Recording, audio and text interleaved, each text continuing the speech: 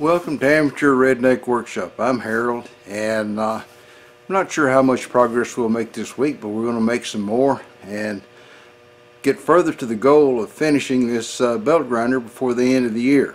And I'm running out of year. I mean, here we are in December, second Sunday of December.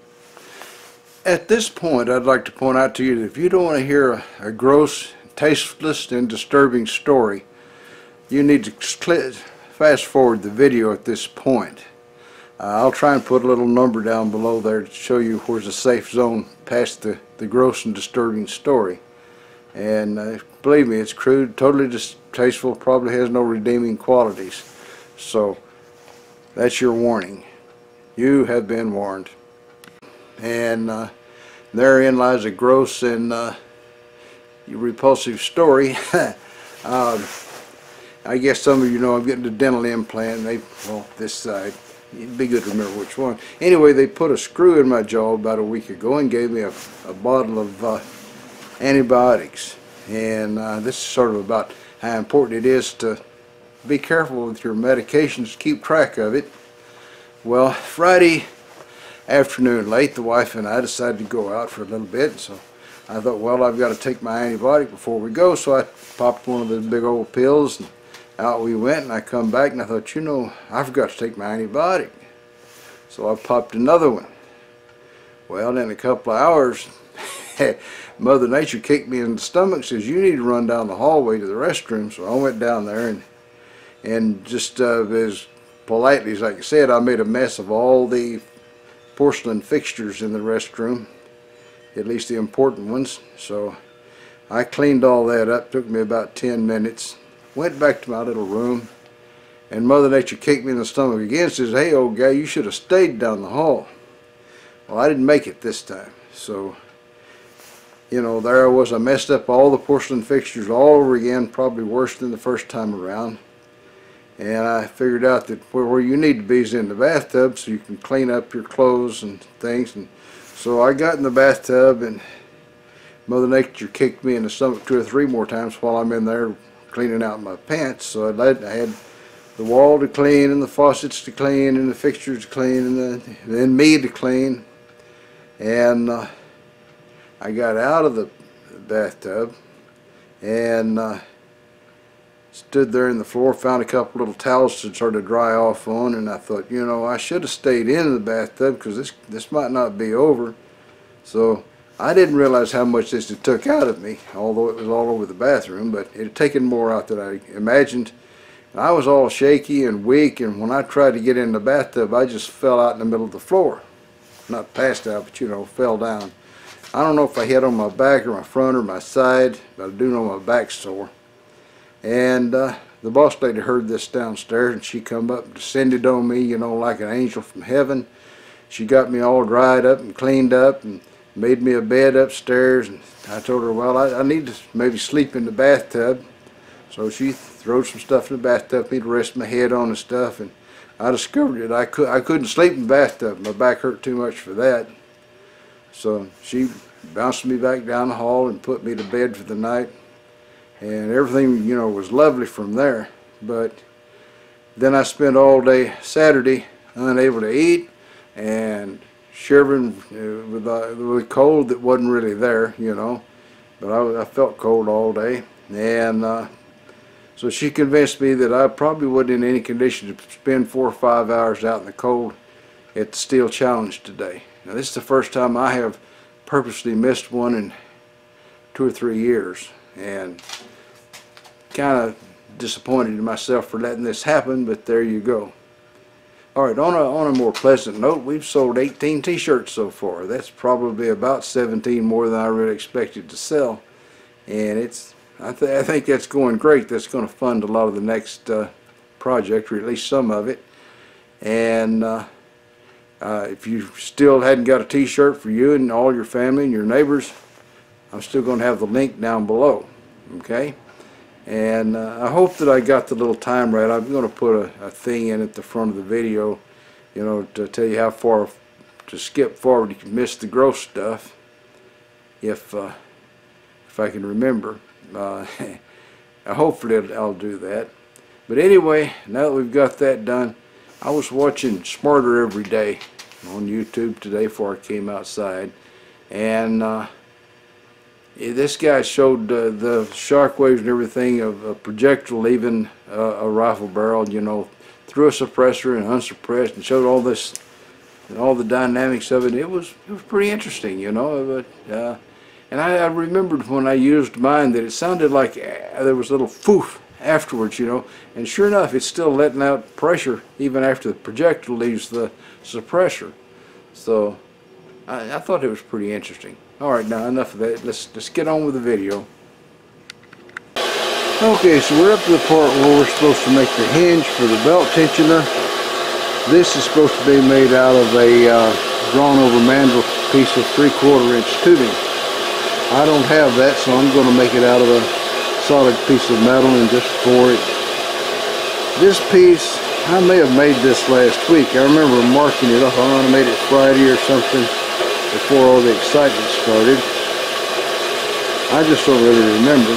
But anyway, we're going to make this, and I'll look around and see if I find this piece laying over there on the workbench. And I'm making it out of what I think is the shaft of an old quick-way boring machine. I used to know this machinist guy named Ray.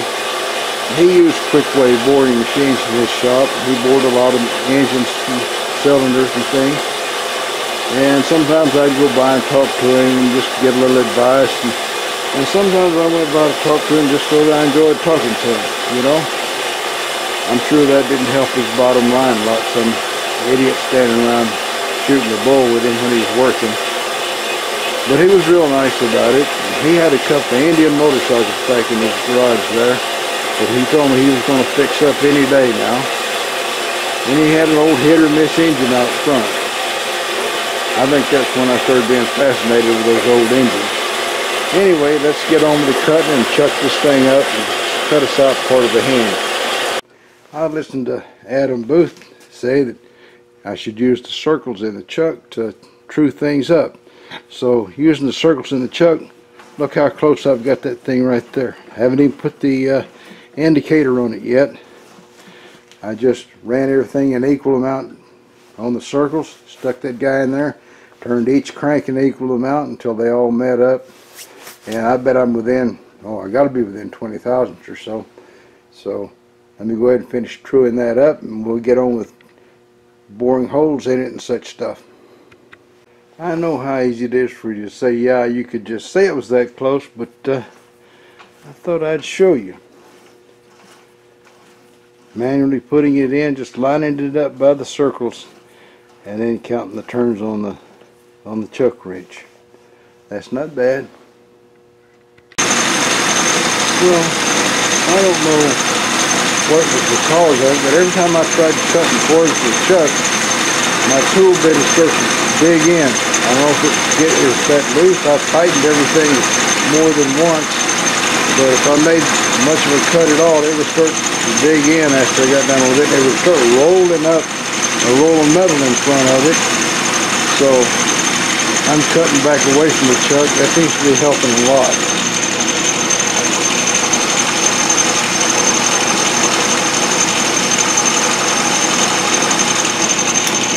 That spot I went through right there, close to the end, is where I was digging in. I guess you saw me touch the chuck with my finger. Embarrassing.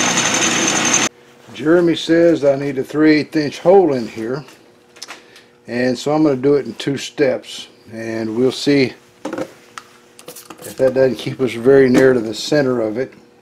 I hope I stayed as close to the center.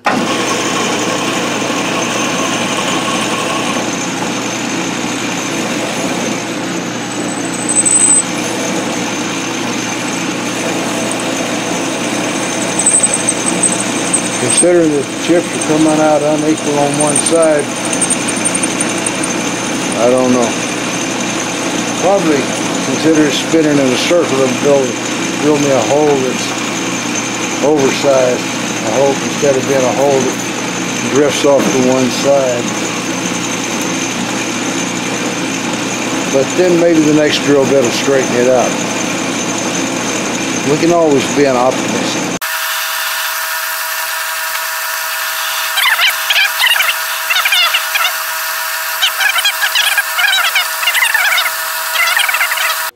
.38 is bigger than you'd think, isn't it?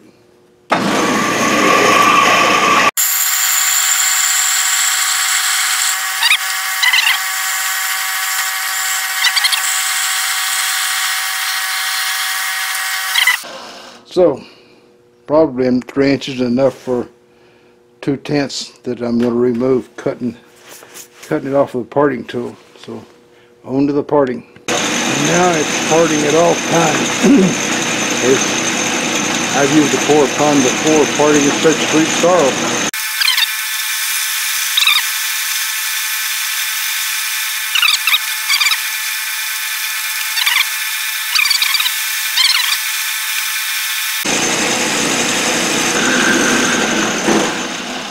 That's it. I know it's hot, so I'm going to just put a cloth under it and let it fall off, if it will. There we go. Darn it. I should have just threw it in the floor. Alright, 2 more partings and we're through with our sorrel. Well, I've got this much stuff almost ready for welding. I haven't rounded off the corners of this guy as it shows in the drawings there, so I guess that'll be my next step. I've ground the corners off about 1,000,000 miles of metal by now. Be nice if I had a belt grinder to do it with, wouldn't it? This is a real convoluted mess, but it's the only way I can see to get this thing done up the way Jeremy says to do it. And he says with this bar at a 90-degree angle to this guy, and I've made that happen with using a square, and then I latched it down here with this bolt, that this edge here should be 7/16 below the surface of this guy here. So I got a 7/16 drill bit. I've got this square tubing there to transfer the top surface over here where I can reach it. And I got the 7/16 drill bit to make sure that the spacing is correct. And I've got C-clamps all over the place to hold it, including one back behind here to hold this guy square against the motor mount. And now I've got to tack it all down. And when I put some shims in here to make sure that this thing didn't rub on this side, and it's going to rub on that side, I'm going to have to go in there with an angle grinder and clean up some of the welds that are sticking out. So it's there's going to be a lot of adjustment there, but that's what he says to do. That's what he shows in the on the drawings.